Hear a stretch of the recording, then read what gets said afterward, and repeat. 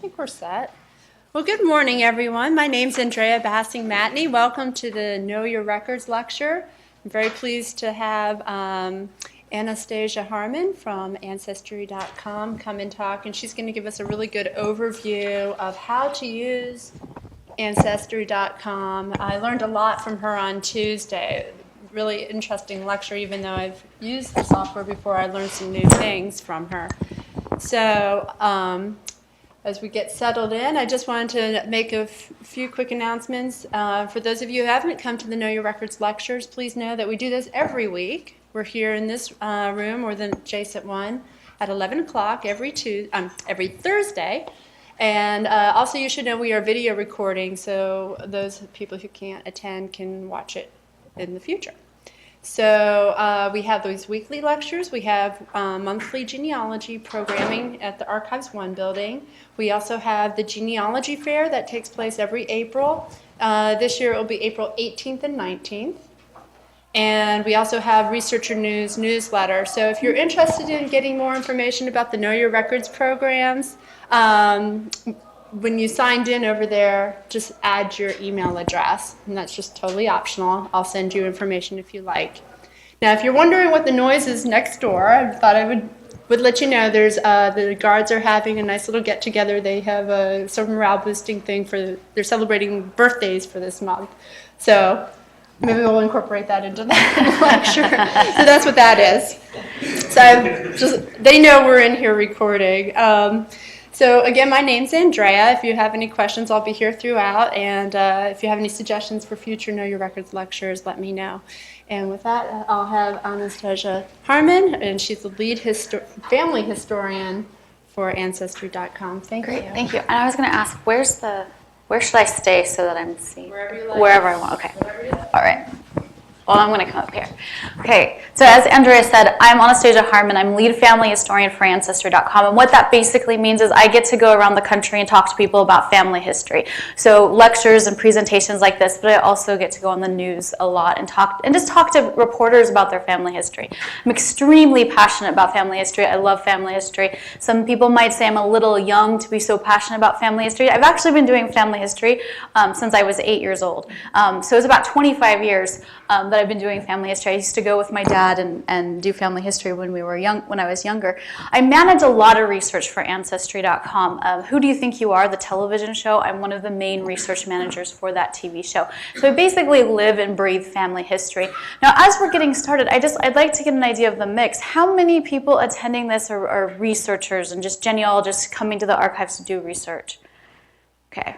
A few. And then, so I'm assuming, how many of you actually work for the archives? Okay, wonderful. And then how many of you actually are doing research, or let me ask, how many of you do research on Ancestry.com? Okay, so this is good. What we're going to talk about today, in this hour. Let me turn this on. Okay, so in this hour, we're going to overview the records, the NARA records that are available on Ancestry.com. We're going to talk about how you can access those records on Ancestry, and then we're going to get into 6 strategies to help increase success in searches on Ancestry. I have a handout. Do we do the handout? Okay, great. So I have a handout that follows along with some of what I'm talking about.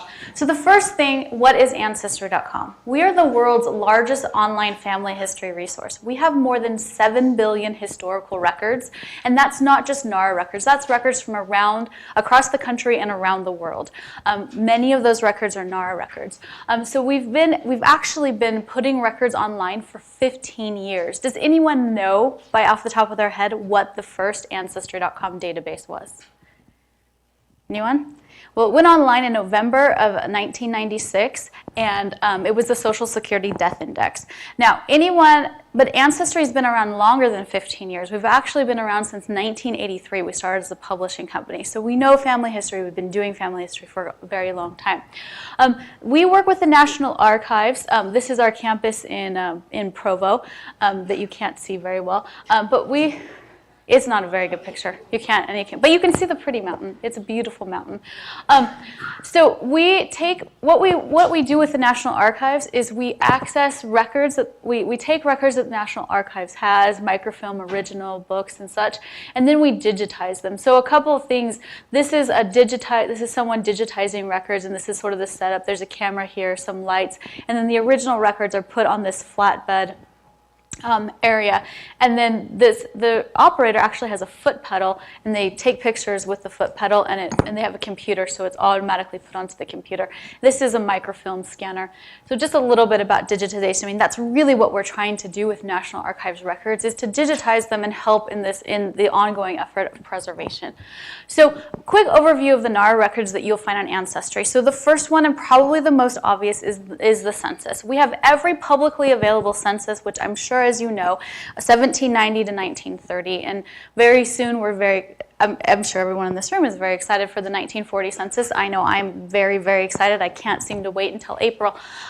Couple things about the census. The first thing I have to say is, as a researcher, I love the census. I get pretty geeked out about the census just in general. It is absolutely, hands down, my favorite research tool. And I like to start with it even for more advanced genealogy classes, because I've noticed that even advanced researchers don't understand the potential of the census in telling stories and to really unlock someone's family history. And so what I would encourage you to do is really, if you are doing research on a regular basis, especially family history research, really get to know all of the questions that every census asks, because, family history, a lot of people think of it as just names and dates. And names and dates, that's fine, and I can build my family tree, back 15 generations. But what I want to know is those stories. It's what brings those people alive. I want to know whose shoulders I stand on. And the census, it's taken every 10 years, and it's an amazing snapshot. So just a couple, this one right here is Helen Keller. A couple things we learned from this census. She was the head of the house. She owns her own house, and they had a radio. The R means that they had a radio. She's single, and it's unknown. Whoever gave the information to the census taker is saying that they didn't know her age. This right here is a 1930 census for Tom Hanks's grandparents. We have Clarence Frager. He's the head of household. They're living, in Oakland, the Oakland, California area.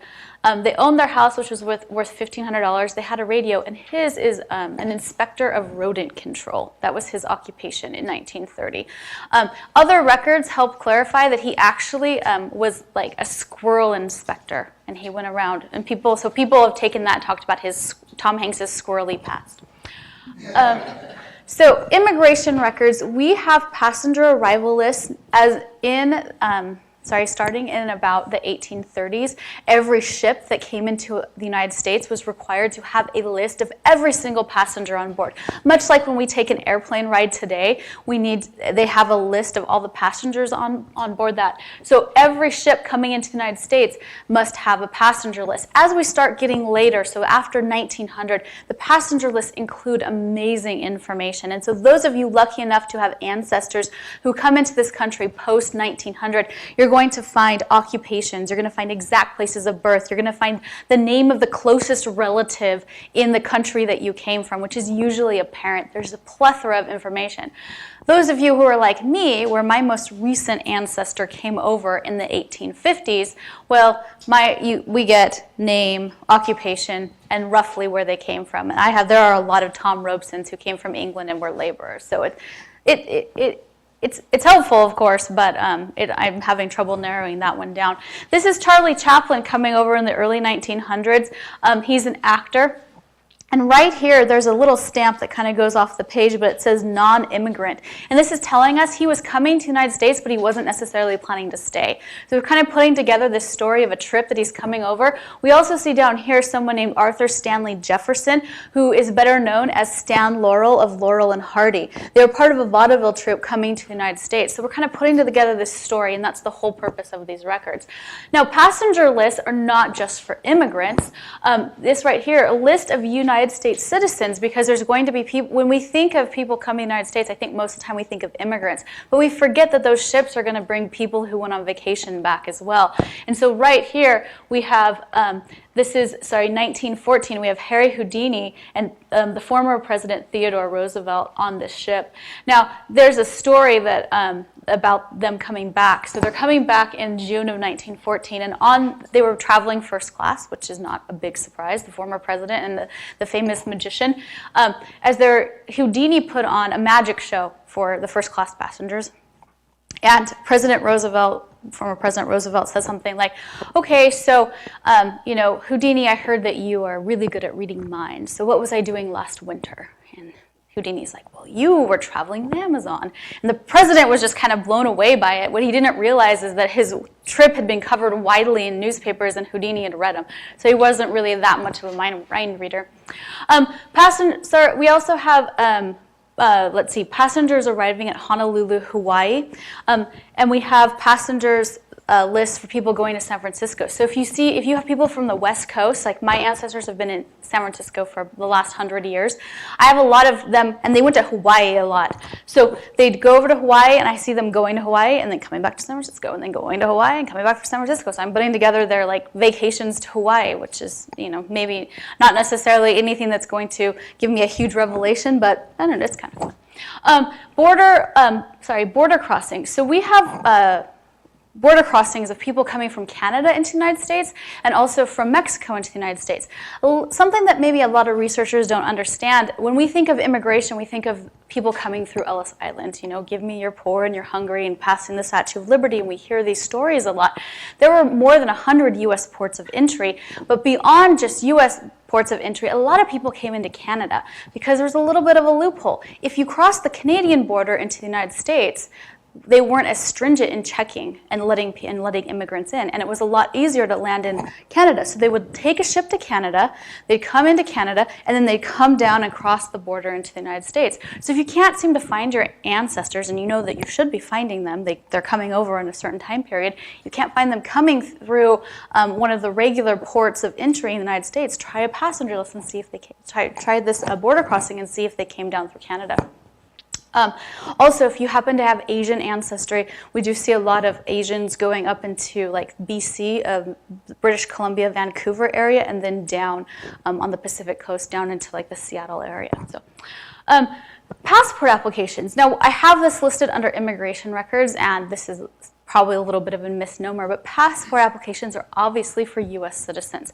Now, a couple of things I love about passenger applications. This is President Roosevelt and his wife. It's actually before he was the president. So if people were going to travel abroad, just like today, you have to fill out passports. After about 1914, these passport applications include pictures. Before about 1914, they did not include pictures, and they include very detailed descriptions of people, so height and weight. But then you get strange things like sallow complexion and what the shape of their nose is. So you get these very, very detailed descriptions of it. Now, you also get an idea of where they're going and where they're planning to travel. So right here we have that Roosevelt is a citizen of the U.S., Assistant Secretary of the Navy, is about to visit England, France, Italy, Switzerland on government business. But if they were traveling on pleasure, I often see people who are traveling on pleasure, I see the same kind of thing, that they're listing all the countries that they're planning to go to.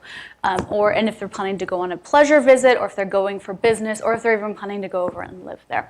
So passport applications are a great resource. Sorry.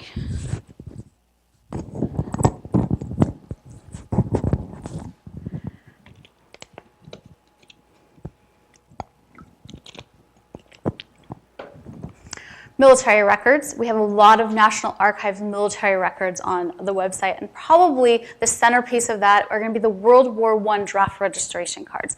When I start talking to people about World War I draft registration cards, a lot of people will say, well, I didn't have any ancestors who served in World War I, so that doesn't apply to me. And I say, wait, it's not a draft, it's not that they were called up to serve, it is that they registered for the draft. Just like 18-year-olds today, men, 18-year-olds have to go and register for the draft, the same thing was happening in 1917 and 1918. And it's something like 24 million US men registered for the draft in this time period. And they say, I think if I remember the percentage, it's something like 98% of the male population born between about 1875 and 1900. So then I asked, do you have an ancestor who was male born between 1875 and 1900? Odds are you probably do, and you should look in the draft registration cards. The thing that I love about it is they give a lot of specific information, like full name, where they're living, exactly when and where they were born. They registered people that this was going on for a couple of years, and so they have a few different form types and they have some different information on each of the forms. One time it helped us break through. Irish ancestors can be especially difficult to trace because you need to know exactly the county they came from in Ireland. One draft registration card that we found there was a man, and we were trying to figure out who his father was and where they came from in Ireland, and we just could not find a record. Well, we finally found a World War I draft for him, and it said like the name of his father and exactly the county in Ireland. So make sure you check World War I draft registration cards. They can be a huge, huge boost in your research. This right here is Walter Pursley Chrysler, who at the time when he filled this out in 1918, that's the date he filled it out, he was president of Buick Motor Company. He'd go on, of course, to be the head of Chrysler Corporation. Over here we get a description. Well, down here we get his signature. And then up here we learn that he is tall height, has a medium build with brown eyes and brown hair. Tom Cruise's great-grandfather was described as short, stout, and bald. So I think Tom may have got the short, but he's definitely not bald. Here's Harry Houdini again. He lists his name as Harry Handcuff Houdini, and he also signs it with the same thing as well. So draft registration cards, definitely want to take a look at those. We also have World War II, what's called the old man's draft. So these are the men over age 45 who in 1942 had to register for the draft. Now stop and think about that for a minute. Over the age 45, we have 60-year-old men registering for the draft. This is Babe Ruth, he's 47 at the time. Here's Norman Rockwell, he's 48. But I've seen men in their 60s registering to be called up to serve. Now, none of these men were actually called up to serve, and mostly, as I understand, this was taken to see what kind of workforce, if they needed to tap into more of a workforce, what kind of was out there. But still, they are registering for a draft. We also have Civil War draft registration records. You can see here a little bit different format, but going back a little bit farther in time. Here are some returns from U.S. military posts and several other records. Consulate records. So these are records of U.S. citizens abroad. Okay, we have reports of marriages, people who were married abroad. We have reports of births of child born abroad of an American father. And then we have reports of deaths of American citizens abroad. So this one is Bruce Lee. He dies in Hong Kong at death by misadventure. And his body was sent back. This is Sinclair Lewis, who died in Rome and of heart failure. This right here is Sylvia Hughes. Anyone know who this is? You've probably heard her name. Louder. It's Sylvia Plath, the author and poet Sylvia Plath. Her death is carbon monoxide poisoning, domestic gas while suffering from depression, did kill herself. A thing I like about these, they're very descriptive. To go a little bit further, Sylvia Plath actually, she put her head in the oven. She was suffering depression. Here is J.P. Morgan. He dies in Rome. Now, this word right here, which I'm not going to try to say because I don't speak Italian, but it is literally translated as mental indigestion, which I guess perhaps he thought himself to death. We think that he probably, what do you think it is, Sabrina? We think that he had an aneurysm. But it is literally, the Italian literally translated in English, mental indigestion. Here's another one who is kind of a little morbid. This man's cause of death was that his head was severed from the body by a machete and done by a disgruntled laborer. So, I mean, the reason I'm pointing all of these deaths out is, as morbid as it is, the stories that are coming out of this. Okay, and that's really like I went back. Like these records are giving us stories. And that's what family history is all about. It's the stories. Okay, so for this individual, let's go back and figure out why did he have a disgruntled employee? Why was that employee wielding a machete? And let's figure out what's going on. What's the story behind this? Okay, other recent releases, World War II Navy muster rolls, which, by the way, I've been doing a lot of World War II Navy research recently, and these are amazing. Compiled service records after the Revolutionary War, land ownership and township plats. Now, there is we have to see a full list of the National Archives collections on Ancestry.com. You can see the front page of your handout, and I'm going to go through it. Sabrina, do you remember how many NARA collections we have on Ancestry? Isn't it something like 200 or 300? Yeah, it's between 200 and 300. I was going to look it up, and I totally forgot to do that. But obviously, we can't go through every single collection. But what I want to talk about is this URL is on the top of the first page of your handout. And this URL, if you type this one in, you're going to come to a page that has this search box on it, our NARA Collections on Ancestry.com landing page. Now, if you know a NARA series number, you can go ahead and just type that in and click on search, and that's going to take you to a link where you can actually search that database on Ancestry.com. But if you don't happen to know the series number, or you just want to see a listing of all of the NARA titles on Ancestry, you come down here and you click here. And when you click here or click on search, if you enter things and click on search, or you just click on here, you're going to get a page that looks like this. Oh, actually, this is at 366. 366 NARA collections on Ancestry.com. So you're going to get this screen when you click that. And what this is this is what happened when I clicked that here button. So going back, click here to see a listing of all the NARA titles. So I got this. So what I have here is I get the NARA series number, I get the title on NARA, and then I get the Ancestry.com title. Something to notice is that the NARA titles are not necessarily the same as the Ancestry title. So if you know a NARA title and you go looking for that exact same title on Ancestry.com, you may not find it. So you need to know those. So that's how you can find this complete list. Like I said, you can scroll through and things like that. Okay, one thing to point out on your handout, there are also 2 other methods on how to get a complete list. So we went through the way where you go to that URL, but to get to that same landing page, you can go through the card catalog, and I have step-by-step instructions on the worksheet. And then you can also go to the NARA website and get a listing of all the NARA data, all the NARA collections on Ancestry on the NARA website. All that's on the front of your handout, and I'm not going to go through it in the lecture, but it is step-by-step instructions so that you can get there yourself and see. So there's several ways you can see that complete list. Okay, we're going to get into 6 strategies to search Ancestry.com. I apologize, I have a very dry mouth today.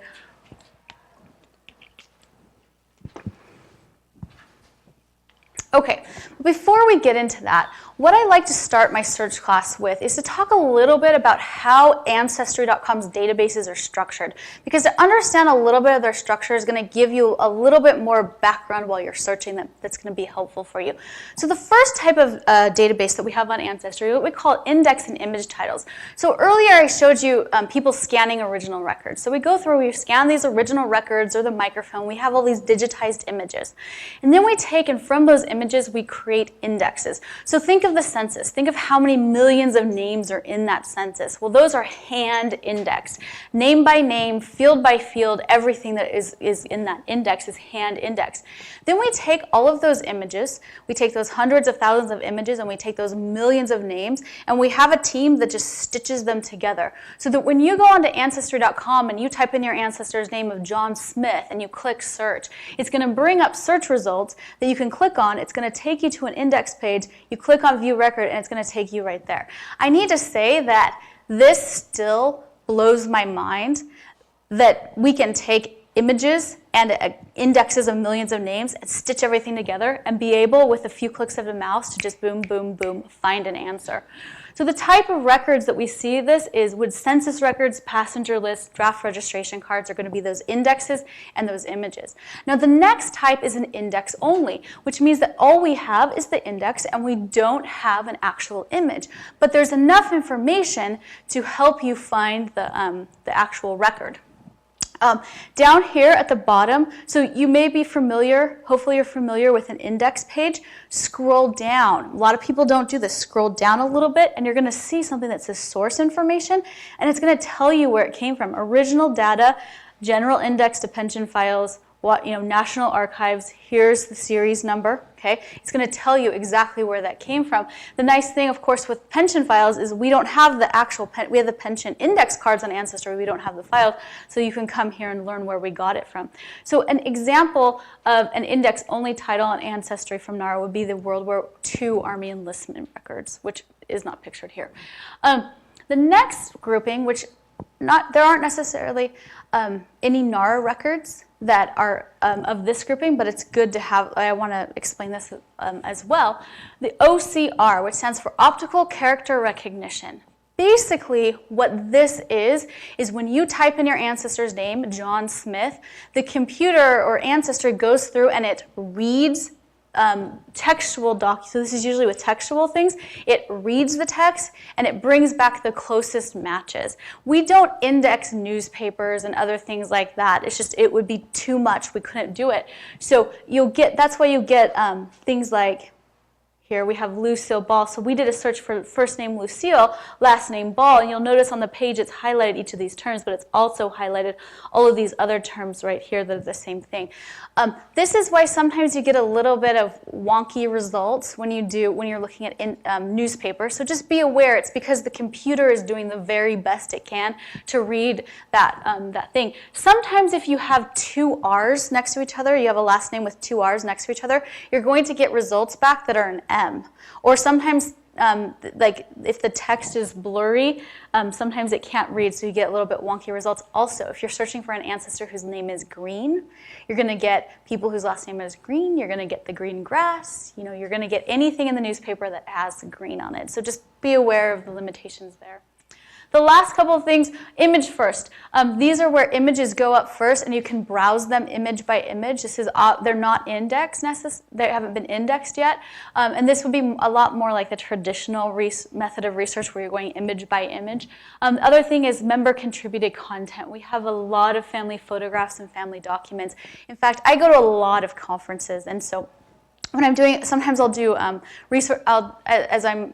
I go to a lot of conferences showing people how to use Ancestry, and while I'm doing that, I'll often use my own family, and especially, I swear, every time I go to a new conference and I'm showing someone how to search Ancestry, I find a new picture of an ancestor I've never seen before. So there's a lot of things that you can find that way. Okay, so we have about 30,000 titles or databases on Ancestry.com. And I mentioned before we have 7 billion historical records. We kind of subdivide those into different groupings, if you will. First of all, we have record types. So we have census records, immigration records, vital records, and things like that. So you can think of them subdivided like that. Then we have, for certain ethnicities, to help with research, we have records that are kind of grouped into different ethnicities. So African American records or Jewish records or things like that. And then we have records and then you could also group them by countries. So US records, UK records, Australia records.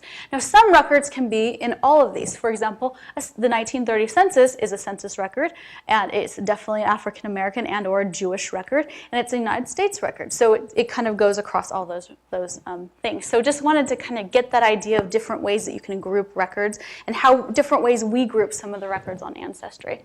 So this brings us to our first search strategy, which is to start with a global search.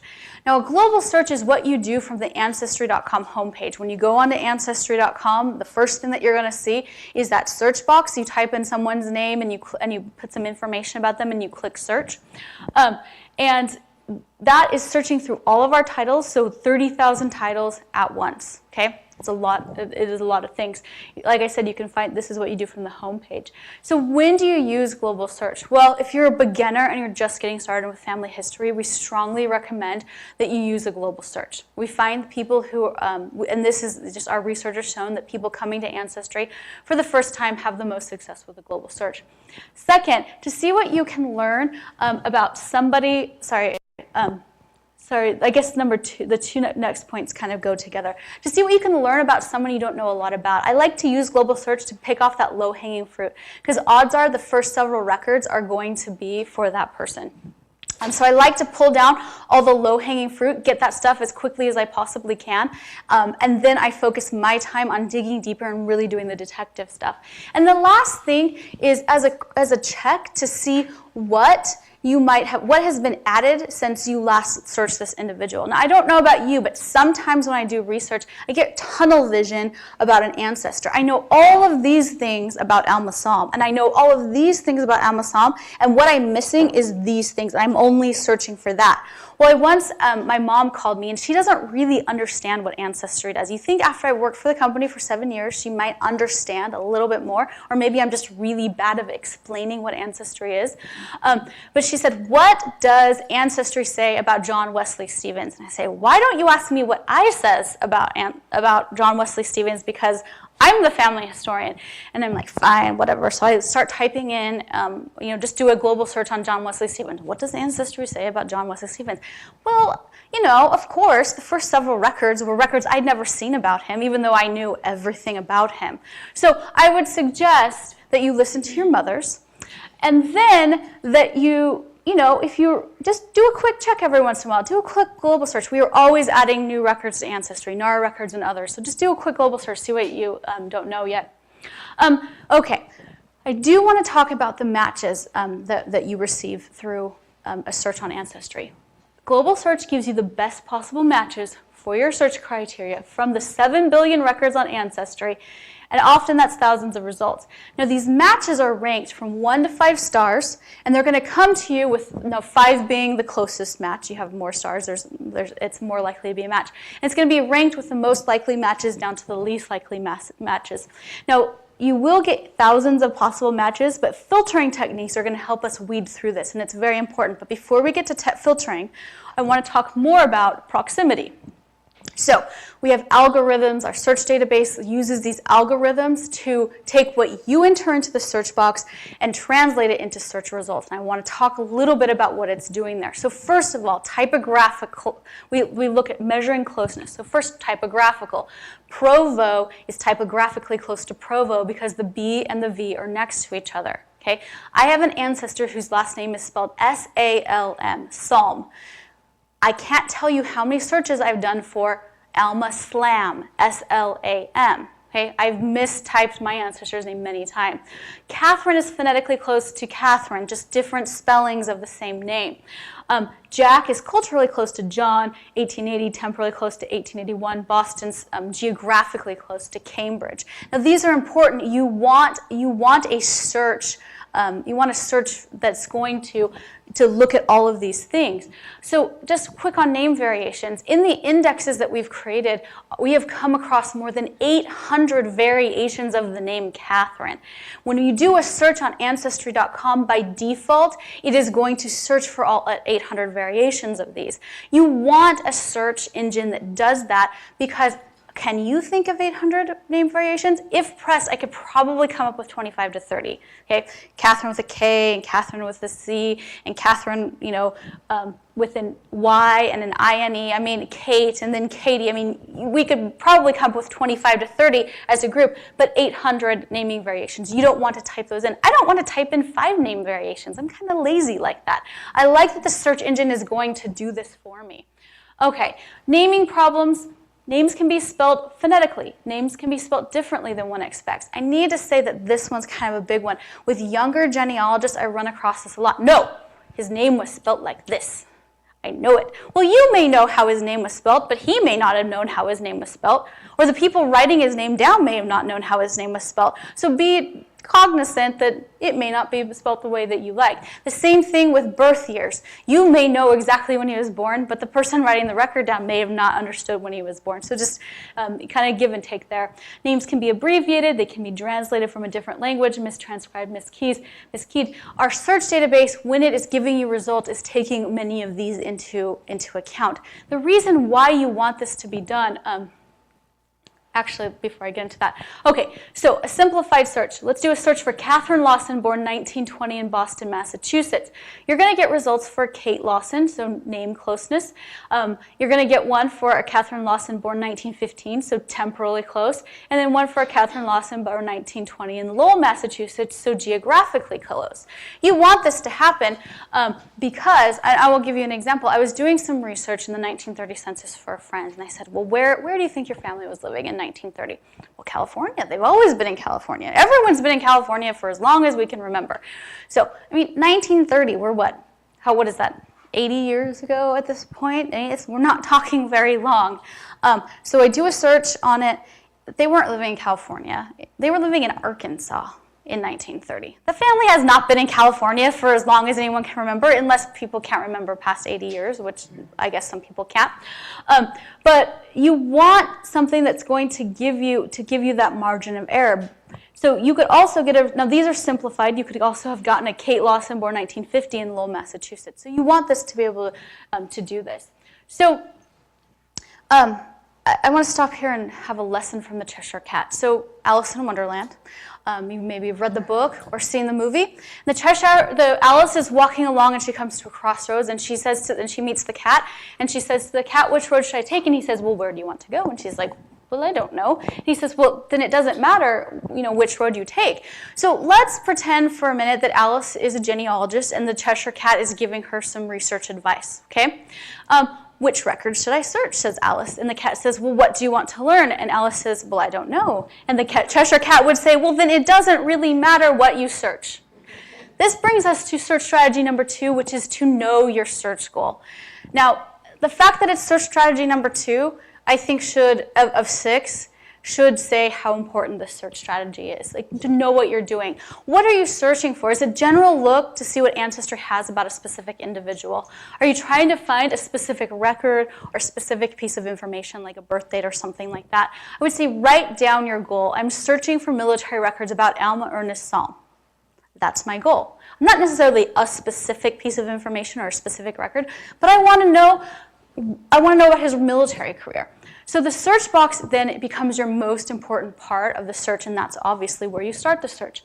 Now, actually, let me back up a little bit. This is the search box, and we're going to look at this piece by piece. This is the advanced search box. If you clicked on Hide Advanced, you'd go back to just like the name and date kind of thing, and then there'd be a thing that says Advanced Search. So you click on that, and you're going to get this. So a few things. Alma Ernest, you can add in first and middle names. Under here, you see this Use Default Settings. If you click this arrow, it's going to let you choose some more specific things. Now, I went through all that proximity and closeness and how important it is. It's also important that you have complete control and that you can restrict things down. That's extremely important as well. So you can restrict to exact matches and phonetic matches, similar meanings, and initials only, okay, so that you can restrict it down. The default is going to be all of that closeness, that proximity that we talked about. The exact matches is going to help you refine it. So the same kind of thing with last names. You restrict to exact matches and sound X, phonetic, and similar meanings. So what you can do with names. Okay, you can add in different life events. You can do birth, marriage, and death, where they lived, arrival and departure dates. There's this add life event link right here. So when you do look for locations and things like that, if you click right on default settings, it's going to say, I'm only looking for this place, or I'm looking for this county and surrounding counties, or I'm looking for this state, or I'm looking for any matches in this state, or I'm looking for any matches in this state and surrounding states. So it lets you really dial in or out on how big geographically you want that search. And that's very important too. You want, for those people who are in Arkansas when they really should be in California, you want a search engine that's going to search that far, but you also want the control to bring it in and focus on where you want it to search. You can add in family members, so parents, spouse, children, siblings and children. You can also choose to do exact matches for that. Now, collection priority. We have, as I mentioned before, that you can search records that are for a specific ethnicity or a specific country. And you can choose that under collection priority. Now, there's a little checkbox right here. If it's unchecked, it's going to give records from that country a little bit more, what do you call it? Like, it's going to put them closer to the top. If you check the box, it's going to show only records from those collections. Word of caution, I had ancestors who I didn't realize had ever left the country. I thought they were only United States. Well, I did, I unchecked it, and I found out they took several trips to England, and I would have missed out on several records for them. So just, you may know that your ancestors only stay in the United States, but they may not have told you that. The one thing I'd like to say on this is sticky. So once you do a search on this, it's going to stay there unless you change it. If you're researching on a computer, like in a NARA in a NARA facility, you want to make sure that the researcher before you hasn't set it to like Australia records only, and your ancestors are not from Australia. Just be careful, it could change your results. Also, one way we kind of subdivide our records is into historical records, family trees, stories and publications, photos and maps. You can click on the different ones. If you click them all, you're going to get results from all those areas. Let's say you only want family trees, you uncheck everything, and you only get other people's family trees. This is also sticky, so just be aware that if you're getting strange results, check and make sure that something isn't going on here. Okay, so a few search box hint. Know what you're searching for. As I said before, fill out as much information as you know or as you can guess. You and people that you're going to help doing research know more about their ancestors than they think that they know. And as you start asking questions, they're going to start remembering things. One way to guess is, how do I know when you ask somebody, well, when did your grandfather pass away? Well, I don't know. Well, were you alive when he passed away? Yeah, I was about 11. Well, when were you born? Well, I was born around 1954. So Grandpa probably passed away around 1965. Okay, when was he born? I don't know. Well, how old do you think he was when he died? Well, he was about 60. Okay, we'll say he was born around 1905. We may be wrong, but it narrows it from the eons of time down into roughly a 60-year range. It's going to help solidify our search a little bit. If you're searching for an ancestor for the first time, it's better to be broad at first and then narrow it down. We're going to talk about exact matches a little bit later on, but I suggest that if you're just doing a search on an ancestor for the first time, that you just be very broad and then narrow down. Okay, so you click search and you get 27,000 possible matches or more. Maybe you get 500,000 matches. And I have people come up to me at conferences and be like, your search sucks. Your search is horrible because it's giving me 500,000 matches and I don't have time. How come Ancestry expects me to search through so many matches? We don't. In fact, don't do it. If you only take one thing away today, it is never, ever search through so many matches. In fact, I don't even want 100 is way too many matches. Then what do?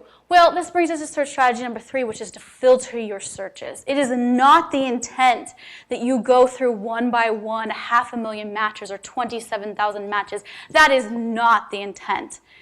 And you're not using Ancestry to its full capacity if you are doing that. So let's talk about what you can do. We're going to filter things down. So you click search and you get 27,000 matches. Right here, these are, again, the best possible matches. This is the possible search results over here. You can see the ranking. We have up to 5 stars. This is a 4-star match. Down here, I have a 3.5-star match. And as I go down, they're ranked even less. And again, that's ranked on your search criteria and that whole closeness that we talked about. Over here, we have where you can edit your search information. You can click on Edit Search and edit that. And then over here, we can narrow results down by category. So the one thing is, let's remember our search results. I'm interested in finding military records for my great-grandfather, Alma Ernest Psalm. So I do a search for him, and I get 27,000 search results. Well, if I click right here on this link, if I click on military, because that's my search goal, right here, it's going to filter down to 70. That's a lot. That's a little bit more manageable than 27,000. Maybe more than I want to actually look for, but notice this.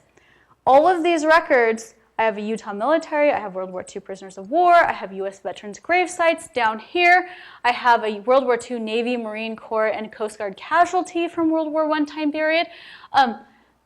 None of these were up here at the top before. In fact, they weren't even on the first or second page before. But now that I filter them down to military, they're at the top of the list. And boom, boom, boom, those records are all about him. Now let's say, you know what, I do know that he was a prisoner of war in World War II. I think I'd like to learn a little bit more about that. Well, over here, you can see that we're at military. We've narrowed it by category to military. Well, under there, there's some subcategories. I can look at draft and enlistment, or casualties, or soldier, veteran, and prisoner roles and lists, and histories. So I'm going to click on this soldier and veterans list. And when I click it, it's going to bring up this screen, and it's down to 45. And that's even more manageable than 50. Okay? Do you see how what we're trying to do in everything is we're narrowing down? We may get these massive search results, but the whole purpose is to narrow down based on your search goal to what you're looking for. And you can see that we've added in some other databases to this one. Now from here I could also drill down to specific databases, like just the U.S. World War II Navy muster rolls if I wanted to look for all of those for him. One other thing, this is back to the 27,000 screen. Now these are ranked and sorted by relevance. They're sorted by the stars, the matching here on how close. If I were to click on this arrow, it would give me a drop down and it would give me another option. And if I choose that option, it's going to be summarized by category. So instead of being individual results from different databases going from 1930 to 1910 to 1900 to 1910 to the passenger and crew list. These are all different databases on Ancestry and telling me how many results are within each. You can toggle between the two. From here, you can again get back to the sorted by relevance, so you can go back and forth. So when do you go beyond global search? Well, if your ancestor has a very common name, you're probably going to need to go beyond a global search. If your ancestor was written or indexed correctly, or if a record that you know or think should exist is just not coming up, that's when you want to go beyond. So that brings us to strategy 4, which is to get closer with a collection search. Now, this would be searching just census records, or just immigration records, or just birth, marriage, and death records. So that's what I mean by collection search. So it's very helpful, for example, if you know, like, let's say that you're trying to find your immigrant ancestors' passenger list, and you don't want results cluttered by census and birth, marriage, and death results. I mean, we could go on and on and on with this. But do you notice that we actually already did this when we were filtering down our global search results? But you could also go to the search homepage. The search page. So let's say you're on the home page. You can click on search. It's going to bring you to the main search tab. And over here on the right-hand side, I can just go straight into a birth, marriage, or death in census. I don't have to narrow it down on the side. I can just go straight into that collection. I want to talk a little bit about exact search here. So on the search boxes, in the search boxes, you're going to see these little boxes that either say match to all terms exactly, or under year ranges or things like that, you're going to say exact. You choose exact. When you click that button, you're telling the search engine that you want it to find exactly this piece of information, number for number, letter by letter. If you're doing a year range, I always suggest doing at least a 1 or 2 year buffer zone. So if I were to check exact, it's going to search for people born between about 1893 and 1897. I know that my great-grandfather was born in 1895, but he might show up in another record as being born in a year before or a year after. So this is going to help. This is not going to limit myself down. I want to say, and the same thing with locations. If you say my ancestor is born in this specific place and you choose that it must be matched exactly, if you have a record that says he was born somewhere else, sometimes ancestors don't seem to know which country they were born in, and it switches from record to record on which country they were born in. But if you limit yourself to only that place, you might be missing out on records. Now, my intention when talking about exact search is not to scare you away from using it, because doing exact things is a very powerful search tool. However, be cautious, because you can exact yourself out of any matches. And there might be lots of records for your ancestors, but you click on exact in so many places that you just exacted yourself out of matches because there's no record that matches everything that you're doing. If you choose match all terms exactly, which is often sometimes at the top of a search one, it's going to include, it will search for records that include all the criteria you enter. So let's say that you enter a birth and a marriage date and a death date and I lived in this place. There's not very many records that are going to include a birth, marriage, and death date. And so what it's going to look for is records that include all three of those dates, but you're going to miss out all the census records because census records, they don't record death dates because the person hasn't died yet. So just be very careful when you do it. Less is more. When you're doing a non-exact search, more is better. You want to put in everything you can think of. When you're doing an exact search, start with a few search criteria and make them exact. Then look at your search results, and then you can click on that edit field, and then you can add in a bit more information and narrow down the results. And you just want to be judicious. So it's very, very powerful. Just understand how it works before you exact yourself out of any matches. Okay, search strategy number 5 is to search an individual title. So I will go into an individual title when I know that my ancestor should be in the 1920 census because I saw them in the 1910 census and I found them in the 1930 census, and they were living in the same place, so they should be in the 1920 census, and for some reason I cannot find them. So I will go directly into the database for 1920 and do a search. And the nice thing about when you go into a database is it's going to have a more refined search box. So this would be for a passenger list that's going to include the exact arrival date. So when you do a global search, you're mostly putting in just the year and the location where they came in. Well, now I can put the day, month, and the year, and that can really help me narrow things down. So you get this exact field, the search box to fill out. So how to find individual titles? You can find them on the Ancestry homepage. You can go into the Ancestry card catalog to look for them, and you can filter down a list of global search results. In fact, you may have noticed, now that we're talking about category and individual search, you may say, this sounds kind of familiar. It should, because when we were talking about filtering down, remember we went into military records, and then we went into prisoner lists, and then there was a list of individual databases. You're basically going right there while you're filtering from a global search to category search, and then you can go into a specific database. I do that all the time, and sometimes I'll actually just go into a specific database because I'm like, I don't even want to go through that process of filtering. I just want to go into the specific database. Also, the NARA collections on Ancestry.com landing page that I talked about, it's discussed on the first page of the handout, is going to help you get to a specific title as well. Okay, last search strategy is search number 6, which is to search outside the box.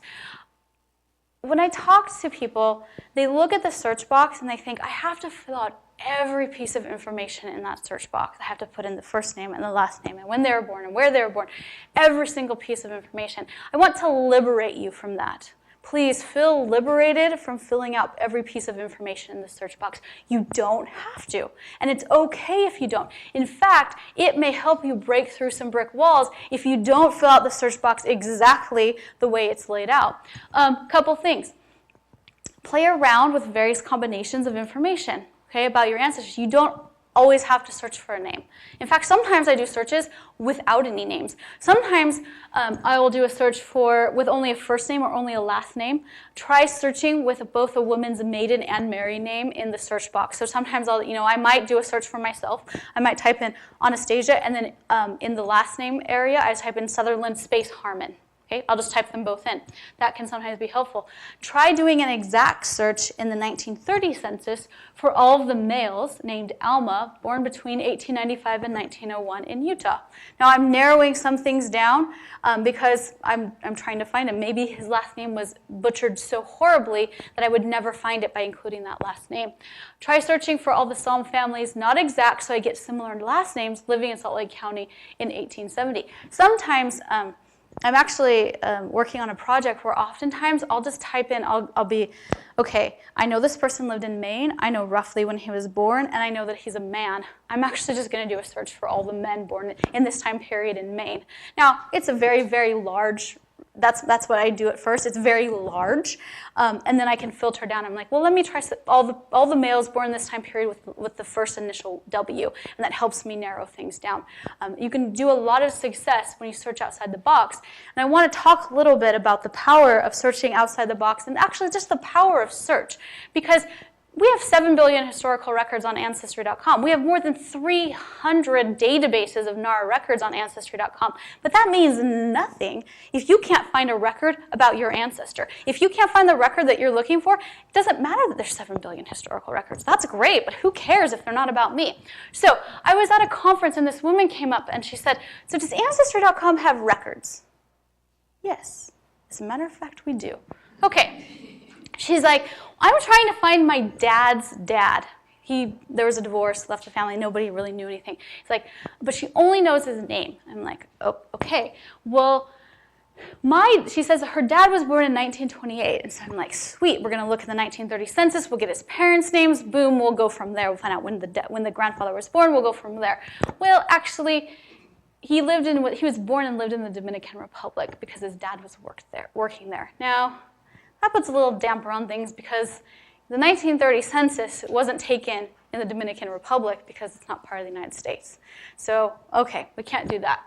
So, what was his mother's name? Well, let's shift to grandma. What was your grandma's name? And she says, which one? She was married 4 times. Okay. All right. So, well, let's search on all of them. Okay. So we put in Barbara, and then literally in the last name box we did, and I'm making these names up because I can't remember. I should have written this down. We put in Smith, Jones, Taylor, Johnson, Billings, just boom, right in a row, okay, in this last name in the search box.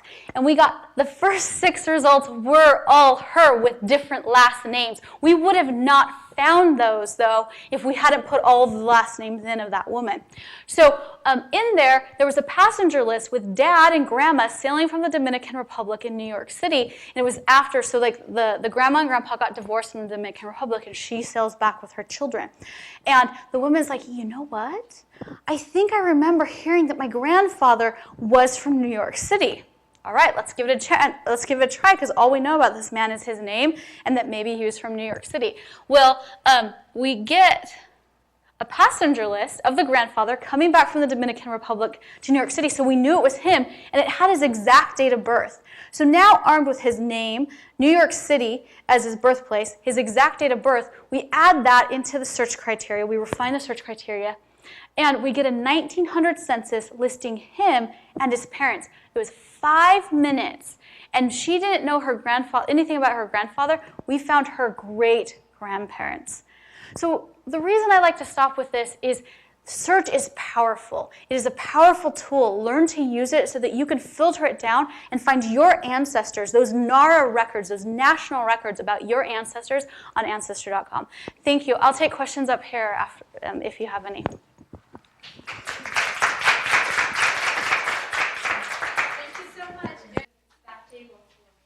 Thank you so much for coming. I hope to see you next week.